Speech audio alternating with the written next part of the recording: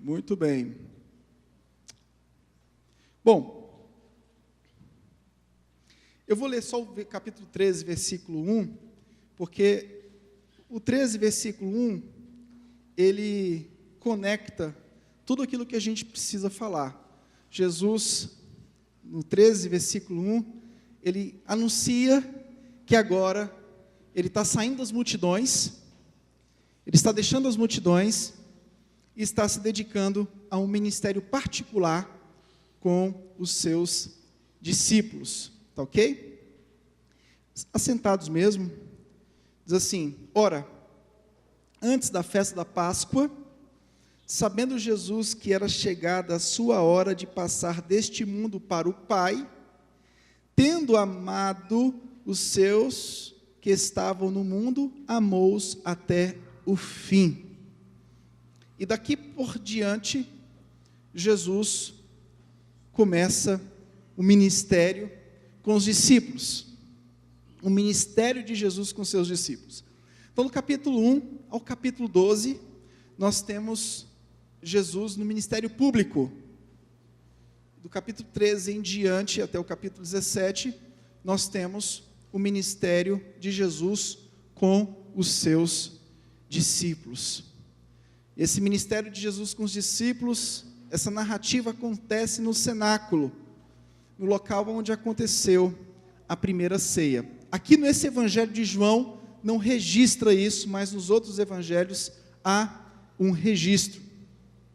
Então, antes da paixão de Cristo, antes daquela famosa última semana do nosso Senhor, Jesus se retira da multidão e passa a ter um relacionamento mais profundo com seus discípulos, e nesse relacionamento mais profundo com seus discípulos, Jesus começa a instruí-los. Capítulo 13, versículo 1 é o versículo de transição, e do capítulo 13 ao capítulo 17, nós temos 3 temas que dominam toda essa narrativa. Eu queria discorrer sobre esses 3 temas que dominam essa narrativa do capítulo 13 ao capítulo 17. Jesus basicamente está dizendo: olha, eu estou partindo. Imagine os discípulos andando com Jesus, o próprio Deus encarnado, mas um Deus encarnado que se desfez da sua glória e se tornou servo. Mas Jesus está dizendo para eles: olha, eu estou partindo. O segundo fato que nós vamos encontrar nesses 4 capítulos é: vocês permanecerão para continuar a minha obra. Aí vem aquela parte, né? Meu Deus, o Senhor está partindo e nós vamos continuar a obra? Isso, muito bem, a missão agora estará com vocês. Isso parece algo assim, que deve ter sido chocante. Você lembra que Jesus falou lá em Mateus capítulo 28, na grande comissão, depois que ele se encontra com os discípulos, é marcado o encontro com os discípulos, ele disse: ide. E nesse ide temos a figura do discipulado, do batismo e do ensino contínuo. Meu Deus, que missão! Que missão árdua. Esse é o primeiro pensamento que nós temos. Quando nós recebemos uma missão, a princípio nós ficamos atordoados, como se dissesse: isso é muito. Não, e literalmente, receber uma missão de Jesus não é algo pequeno, não é pouco. Não é algo simples, literalmente não é fácil.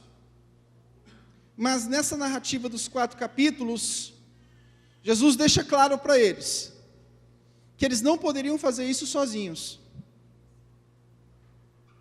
Essa é a parte do alívio. Vá,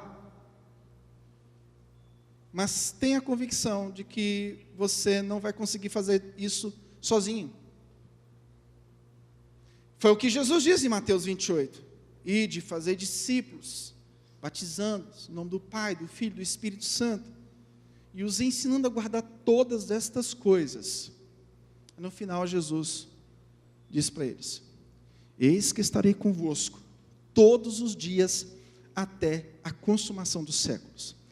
Nessa narrativa, Jesus também deixa bem claro isso. Jesus deixa claro que está partindo, que eles precisam agora continuar a obra, mas eles não vão continuar a fazer o que Jesus fazia sozinhos. Eles não ficariam órfãos. Ah, meu irmão, como isso consola os nossos corações.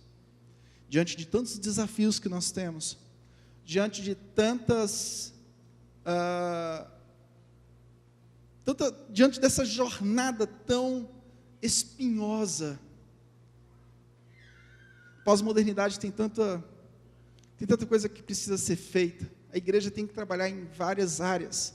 A igreja tem que se desdobrar em vários tipos de serviços e trabalhos que glorifiquem o Senhor, que edifiquem o próximo e que leve o reino de Deus avante. Tudo isso não é fácil. Se eu dissesse para você que é fácil, não é. De vez em quando vem um espanto do terror noturno sobre as nossas vidas, né? Sabe aquela hora que você sai da sua cama para tomar água, na madrugada? Aquele momento da madrugada, que você sai do quarto e vai tomar o copo com água, parece que ali, no meio do caminho, passam 300 demônios e te trazem vários tipos de temores. E a gente tem que lembrar muito bem que, de fato, nós temos grandes desafios. Você tem um grande desafio como cristão, e você não vai conseguir fazer isso sozinho. Vocês não vão conseguir fazer isso sozinho. Eu vou enviar o Espírito Santo. No capítulo 13, a ação de Jesus como servo demonstra tudo aquilo que ele queria que os discípulos fossem. Jesus veio do céu, assumiu o lugar de servo em prol deles. Versículo 2 diz: durante a ceia, tendo já o diabo posto no coração de Judas Iscariotes, filho de Simão, que traísse a Jesus, sabendo que o Pai tudo confiara às suas mãos, e que ele viera de Deus e voltava para Deus. Ou seja, veio de Deus, estava voltando para Deus, veio de Deus. Colossenses fala que ele assumiu a forma de servo, em prol deles. Do capítulo 13, do versículo 1 ao 38, nós temos a cerimônia do lava-pés, e aquela famosa a profecia da traição. Então Jesus estava deixando claro para eles: olha,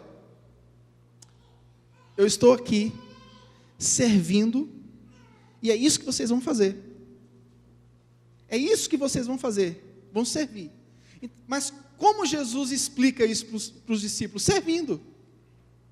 Como é que você vai pregar o Evangelho? Não tem outra forma de pregar o Evangelho a não ser falando e fazendo ao mesmo tempo.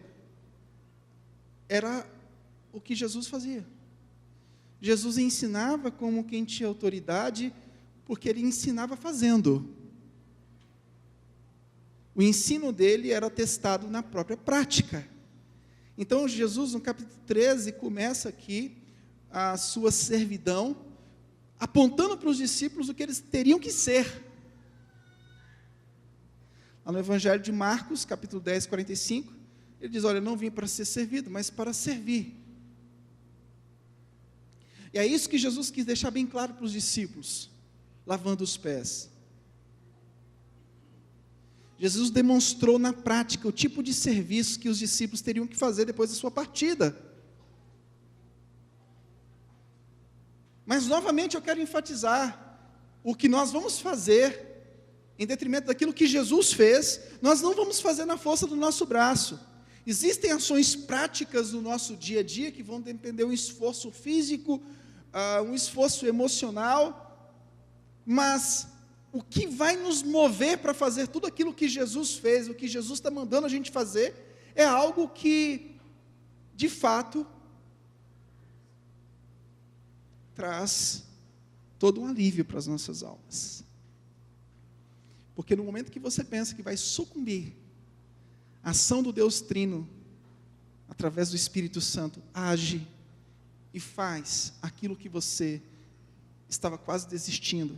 Ele te ajuda, Ele te levanta, porque a missão é dEle. Uma coisa que a gente tem que entender na missão, é que a missão é do Senhor. Eu faço, mas o maior interessado, o interessado direto nessa missão é o Senhor. Então não se desespere. Amém? Não se turbe o vosso coração. Capítulo 14 vai dizer isso. Crede em Deus Pai, crede em mim. Não se desespere diante dos desafios. Será que eu vou conseguir? Ser crente é muito difícil, pastor. Eu não vou dizer que é fácil, porque o discipulado custa a nossa própria vida. Mas eu não posso dizer que é impossível, porque senão eu estaria tirando toda a ação triuna que está aqui em toda a Escritura Sagrada. O Evangelho de João é o Evangelho que traz de forma mais perfeita a ação do Deus triuno.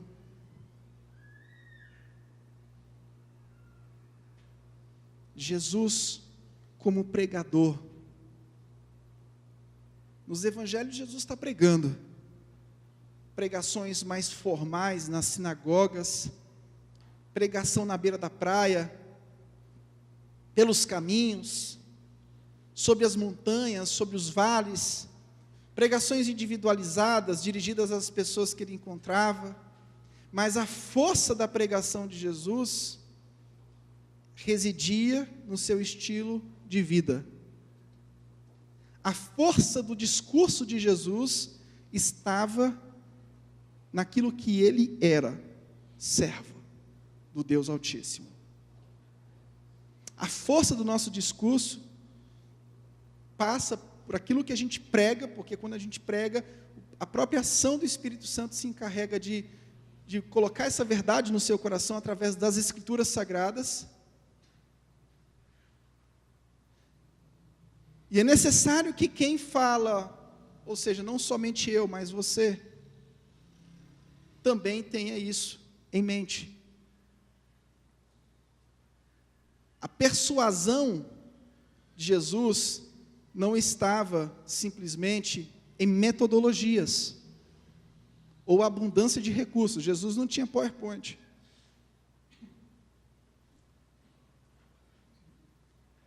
Jesus não tinha aquela caneta que mexe no tablet e vai... Não precisa mais nem de lousa, né? Não tinha esses recursos. A força de Jesus não estava nessas coisas. Jesus não tinha uma força artística. Jesus não dava pirueta no púlpito. Jesus não tinha uma força estética. Uma vez eu fui num culto que parecia mais um show. Um show de pirueta, de estética, o terno brilhoso, o terno de R$35 mil da Giorgio Armani, brilhava mais do que... Estava brilhando mais que Jesus no púlpito.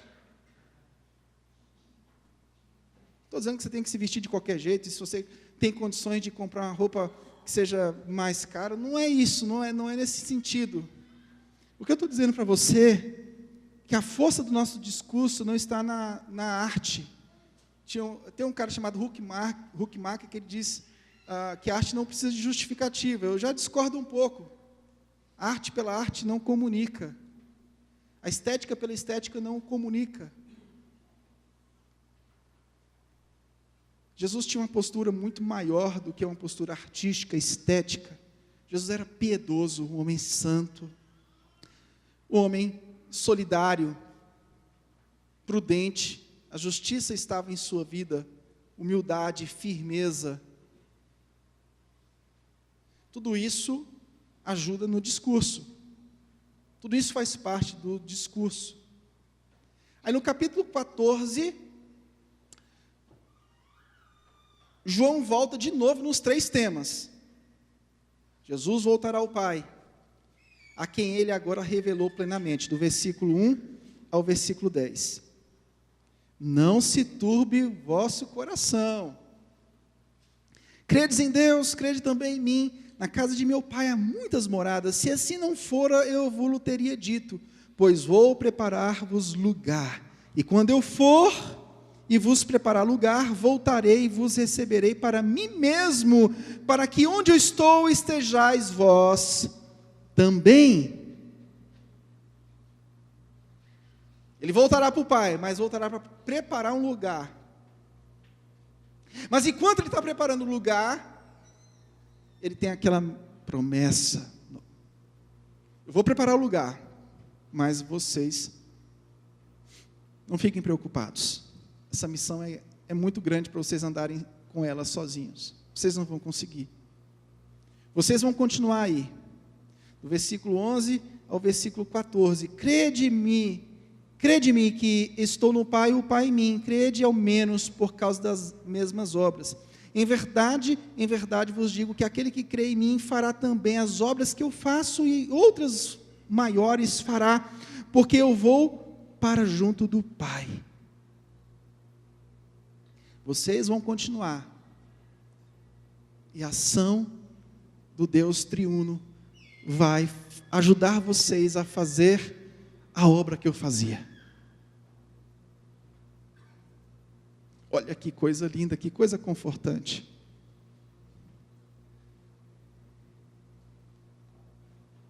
Isso traz uma alegria na minha alma tão grande, porque às vezes a gente pensa que a ação toda é nossa. Não. A ação toda é dele. Sabe aqueles momentos que você pensa que vai sucumbir, que tudo vai se acabar, que tudo vai virar ruínas, e de repente a ação do Senhor reveste, não da forma como eu quero, porque eu não mando em Deus, eu não determino o que Deus tem que fazer, mas da forma como Ele quer, conforme a vontade dEle, as coisas se encaminham.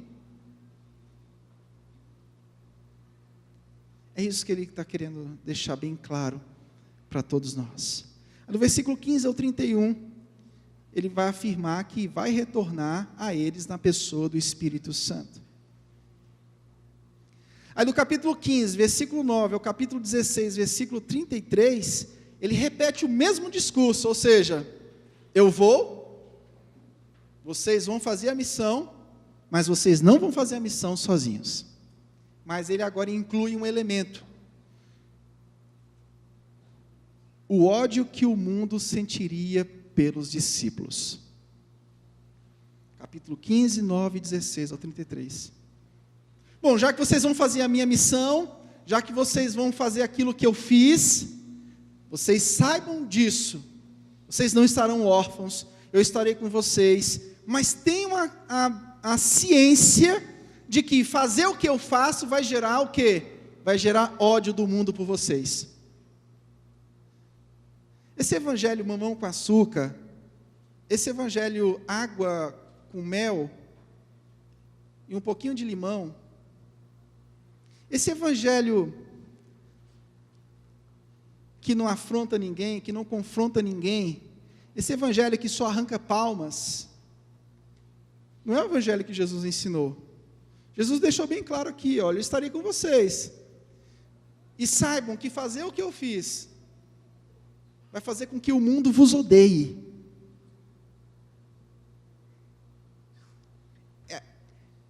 Essa pitada aqui que ele acrescenta nesse discurso, do capítulo 15 ao capítulo 16, ele deixou claro que o Consolador viria e os ajudaria a fazer aquilo que ele fez, mas ele deixou claro também, que nós iríamos enfrentar a hostilidade. E o interessante, é que muitas vezes nós enfrentamos essas hostilidades dentro de casa, com os próprios irmãos na fé. A hostilidade ao Evangelho não acontece somente em relação aos que estão lá fora. A hostilidade acontece em relação aos que estão dentro, que muitas vezes estão tentando buscar um outro tipo de evangelho para viver. Estão querendo buscar um Deus que seja feito à sua imagem e à sua semelhança. Inverteu a situação. Ao invés de nós buscarmos um evangelho que seja a imagem e semelhança de Cristo, nós queremos algo que seja a nossa imagem, a nossa própria semelhança.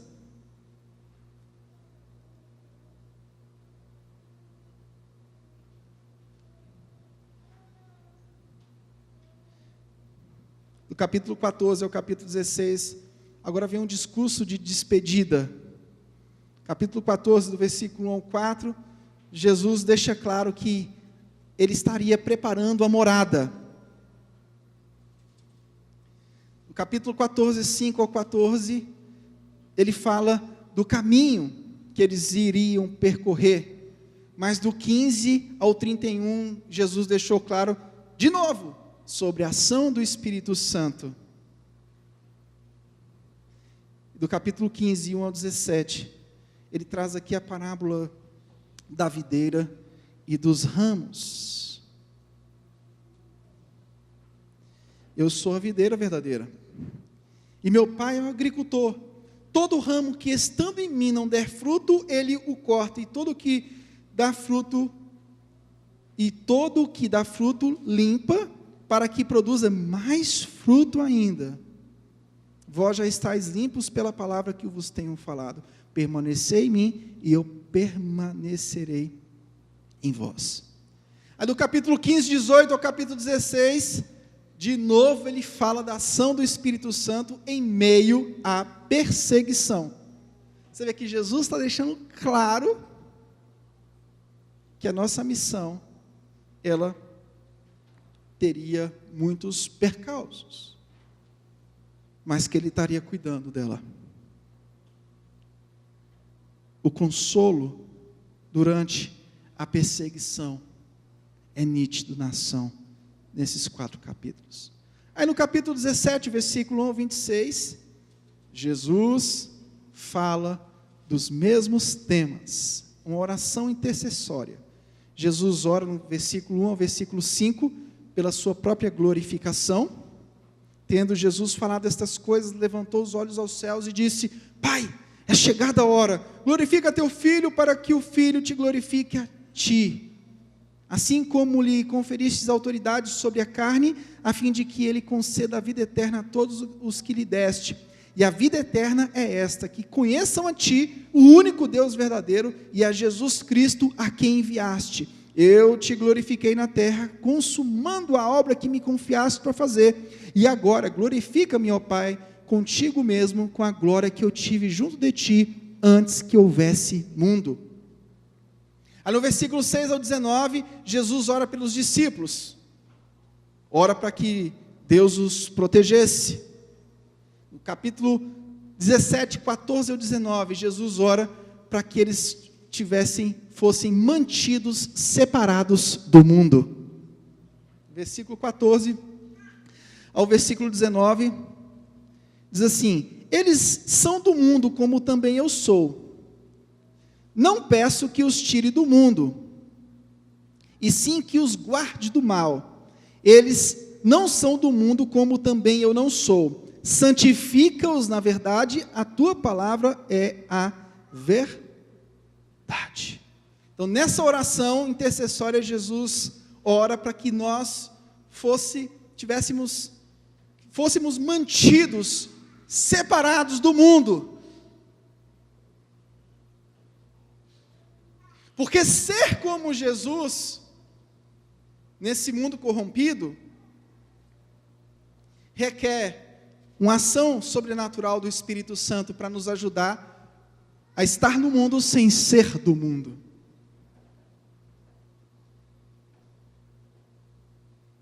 Como as paixões mundanas tentam nos pegar. Como a corrupção da carne tenta nos convencer.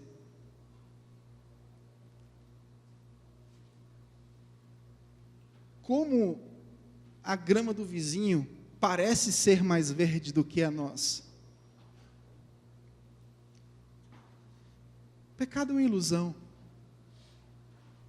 Jesus já sabia que a gente ia enfrentar essa luta, e Ele já ora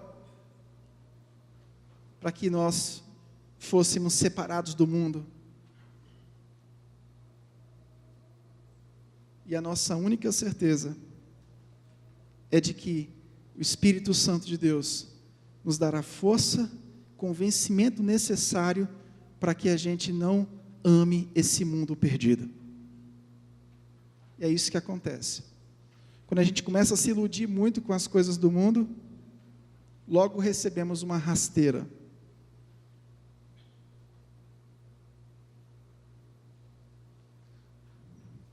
E como eu falei hoje de manhã, a nossa oração tem que ser sempre: Senhor, encurta minha corda, não deixa eu ir muito longe. Com certeza o nascido de novo, ele vai ter a corda encurtada, porque a ação do Senhor vai ser generosa com o nascido de novo, com aquele que nasceu do alto, sempre. Às vezes a teimosia, a falta de obediência faz com que você mesmo estique a cordinha. Lá na frente o Senhor vai, te pega de volta. Mas assim, não é inteligente. Isso não é inteligente. Não é inteligente sofrer tanto para reconhecer algo que você vai reconhecer lá na frente. Sabe aquela história? Você tem a convicção da verdade, você é de Jesus Cristo, foi lavado e remido pelo sangue de Jesus Cristo, sabe da verdade, sabe que o Senhor vai te catar no canto e vai te trazer de volta, e às vezes está caminhando a passos largos, mas sabendo que vai se arrebentar e que vai voltar. Isso é uma obstinação dos infernos, né? Para quê? Sendo que você pode sofrer tantas consequências negativas na sua carne, na sua vida hoje. Sim, você já tem o conhecimento que a graça do Senhor vai te resgatar. Encontrei com um amigo meu e disse: não, rapaz, eu sou salvo. Não, eu acredito que você seja salvo mesmo. Tudo. Pois é, mas eu estou numa fase que eu quero aprontar e coisa e tal, coisa e tal. Sim, tudo bem. Mas você sabe que você vai colher todos os frutos do que você está fazendo, da sua desobediência. Porque graça sem obediência é graça barata. Como diz o Dietrich Bonhoeffer, um pastor luterano na época do nazismo. Graça barata.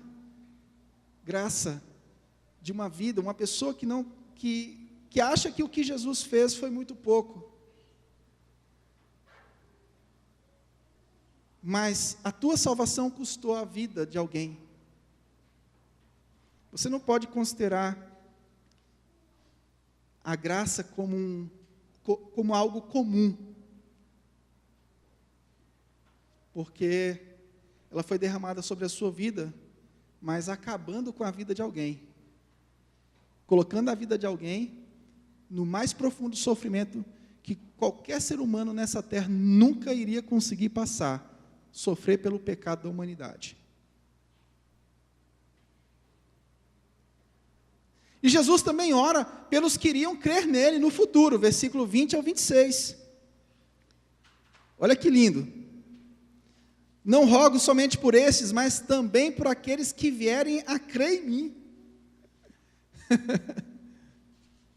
Aí o cara fala que a predestinação é coisa do Calvino, né? Não é. Jesus já está falando aqui. Isso tem nada a ver com Calvino, tem a ver com Jesus. Já estava orando por aqueles que iriam crer nele. Já oro por aquelas ovelhas que são minhas, mas estão lá fora. E vocês, discípulos, vocês vão atrás deles. Mas eu já vou orar por eles agora.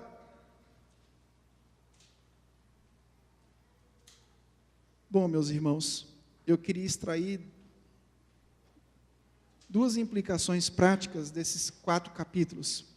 Primeira, Jesus revela aos discípulos, preparando-os para viver após a sua presença terrena, entregando o consolo. Não existe missão impossível. Existe um Deus gracioso que enviou seu Filho que fez aquilo que eu e você não conseguimos fazer, que recebeu na sua própria carne todo o castigo, toda a condenação que nós não conseguiríamos suportar para sermos salvos. Nós não poderíamos nos auto-salvar. Enviou o Espírito Santo de Deus para que eu e você conseguíssemos fazer as obras que Jesus fez, pregar o Evangelho do arrependimento. Então, meu amado irmão, saiba de uma coisa: a sua missão, não importa qual seja o âmbito dela, está amparada. O Senhor vai nos dar todas as condições necessárias, e quando eu digo condições necessárias, eu digo o pão nosso de cada dia, o suficiente para que a gente cumpra aquilo que tem que ser cumprido. Cabe a nós nos contentarmos com essa ação divina e sabermos que o suficiente vai ser colocado à nossa disposição para que a gente faça o que Jesus fez. O Espírito Santo de Deus vai cuidar de tudo aquilo que é necessário para que a obra que Ele falou para que você fizesse seja feita. Não tenha medo, não se turbe o vosso coração, crede em Deus, crede também em mim. Não se atemorize. A ação do Senhor está nos guardando em cada passo que nós estamos tomando. Aquilo que nós vamos fazer lá na frente, o Senhor já está preparando. Na oração aqui, intercessória, Jesus já estava orando por aqueles que iriam crer nele. O Senhor já tem preparado todo o caminho para nós. Tudo o que acontece na minha vida e na sua vida não é nada por acaso. Tudo o que acontece na nossa história, na nossa jornada, tem a mão do Senhor. É porque a gente se orgulha da nossa expertise, a gente se orgulha. Não. Sim, você precisa agir, você precisa fazer, você precisa levantar e se mover. Mas saiba que tudo o que acontecer foi por graça, por misericórdia. As ações que você fez, que deu certo, as portas que foram abertas, os projetos que foram concluídos, as ações que foram concretizadas, saiba você que a sua expertise, o seu conhecimento, o seu esforço não foi em vão, mas tenha convicção de que a ação do Senhor é que fez com que você concluísse qualquer coisa na seara do Senhor. É Ele. É o Senhor Jesus que nos possibilitou, que abriu portas onde precisavam ser abertas, que fechou portas que precisavam ser fechadas. É o Senhor Jesus que está, que esteve e que estará à nossa frente. Nós precisamos ter essa confiança plena no Senhor. Somos pegos, vez ou outra, com a incredulidade. Meu Deus, será que eu vou dar conta de fazer isso? Meu Deus, será que eu vou dar conta de cumprir isso? Será que nós vamos conseguir fazer isso ou fazer aquilo? Meu irmão, não tenha medo. O Deus Trino, a ação do Deus Trino, foi estabelecida sobre o povo de Deus. E essa ação do Deus Trino está aqui, presente no Evangelho de João. Jesus te chamou. Jesus chamou os discípulos. Vocês vão fazer o que eu faço, mas eu não vou deixar vocês órfãos.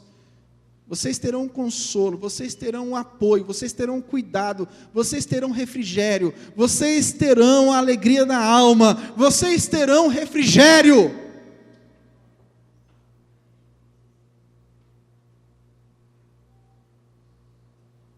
É a segunda lição que eu queria extrair. A hostilidade do mundo pós-moderno em relação à afirmação da verdade. Jesus deixou bem certo, do capítulo 14 ao capítulo 16, que nós enfrentaríamos oposições, porque ele enfrentou. Então você não é mais bonitinho que Jesus.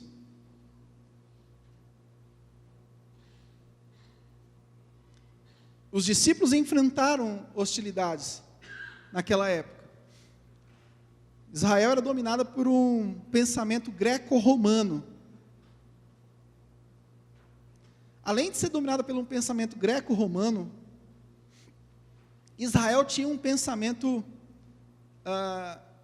de Jesus um pouco distorcido, como libertador político, como aquele que iria dominar Roma e iria ganhar o poder. O povo judeu era um povo que tinha que ver para crer, precisavam de sinais. Por isso que houve muitas manifestações naquela época, era necessário que o reino de Deus se mostrasse, sinais precisavam ser visíveis, porque Paulo vai dizer lá em 1 de Coríntios, em 2 de Coríntios, que os judeus eles pedem sinais, clamam por sinais, os gregos por sabedoria. Então, a missão dos discípulos foi cercada por essas duas ações, de judeus que viviam em função de sinais, e por gregos e romanos que clamavam por sabedoria, ficavam nas praças discutindo questões filosóficas. A vida para os gregos não passava depois da morte. É tanto que Paulo lá em 1 Tessalonicenses fala, olha, vocês não podem ser como estes. Capítulo 5, vocês não podem ser dessa forma. Jesus, quando voltar, vai buscar os que dormem, os que estão vivos. Consolem uns aos outros com essas palavras, porque o povo não tinha esse consolo. Então esse era o ambiente que Paulo e os discípulos enfrentaram na pregação depois que Jesus foi. Mas a gente vai ver que em Atos dos Apóstolos, os discípulos não fizeram nada do que fizeram sem a ação poderosa do Espírito Santo. É tanto que os atos não são dos apóstolos, os atos são do Espírito Santo. Isso me conforta tanto, saber que eu fui chamado para uma obra excelente, mas ao mesmo tempo saber que o Senhor vai guiar todos os meus passos. Como isso é confortante, como isso é poderoso, como isso vai fazer com que eu enfrente a hostilidade do mundo pós-moderno. Isso vai fazer com que eu enfrente ao relativismo no mundo pós-moderno. Sim, a pós-modernidade, é necessário que você argumente com conhecimento também. Estava pregando ontem para uns jovens de uma igreja, uma conferência de juventude, eles estavam, uma conferência sobre reino, alguma coisa assim. Falei com eles, olha, necessário que vocês tenham também fundamentos para que vocês entendam as cosmovisões, as visões de mundo que está te cercando, e você apresente a cosmovisão correta, ou seja, criação, queda e redenção em Jesus Cristo. Não há outro meio de redenção a não ser Jesus Cristo. A educação é boa, mas ela não vai te redimir. A ação social é boa, mas ela não vai te redimir. Mas, muito além do conhecimento para combater falsos pensamentos, existe uma ação poderosa do Senhor para nos auxiliar em tudo isso. Conhecimento batendo com conhecimento, por si só, não vai produzir o efeito necessário que precisa ser produzido para que o mundo acredite que Jesus é o Senhor. É necessário que a ação do Espírito Santo esteja agindo em todo esse processo, para você não correr e se cansar no meio do caminho, parar e desistir. Eu oro para que o Espírito Santo de Deus nos traga conforto na alma nessa noite. Levante você novamente, nos levante. Façamos essa oração nessa semana que o Espírito Santo de Deus nos capacite. Que eu estude também. Que eu me prepare intelectualmente, mas eu tenho a convicção que o meu preparo intelectual, sem a ação do Espírito Santo, não vai me levar muito longe. que eu junte todas as ferramentas que estão à minha disposição, o poder do Senhor, o conhecimento da sua verdade, para que nós venhamos impactar aquilo que está ao nosso redor, para que venhamos impactar pelo poder do Evangelho pessoas, e que essas pessoas se convertam e se arrependam dos seus maus caminhos. Essa é a missão que Jesus entrega aos discípulos. Vá, pregue, que pregue o Evangelho do arrependimento. Capítulo 4 de Mateus, o evangelista vai dizer que ele pregou o Evangelho do arrependimento. Não é outro Evangelho. Existem muitas ideologias hoje, existem muitos conceitos distorcidos do Evangelho. Você tem aquele amigo seu que é crente, que é evangélico, mas você vai conversar com o cara não tem nada de Evangelho. O cara é mais da confissão positiva do que do Evangelho, necessariamente. Aí tu tem que pregar para o evangélico, que Deus te dê força, graça, poder do Espírito Santo, fundamento bíblico, fundamento teológico, para vencer esses grandes desafios. Vai pregar para alguém que está lá fora, alguém que coloca o cristianismo no mesmo pacote de todas as religiões. Então você tem que entender o que é o cristianismo. O cristianismo é diferente de todas as religiões, porque o cristianismo não tem um mérito do homem. Em todas as religiões você vai encontrar o mérito do homem, mas você precisa se preparar também, para distinguir o evangelho do falso evangelho, o cristianismo de outras religiões, e saiba que principalmente a ação do Senhor vai fazer com que tudo isso aconteça para a glória dEle, que pessoas se convertam dos seus maus caminhos. E nessa noite é isso que nós esperamos, que eu e você saímos daqui arrependidos,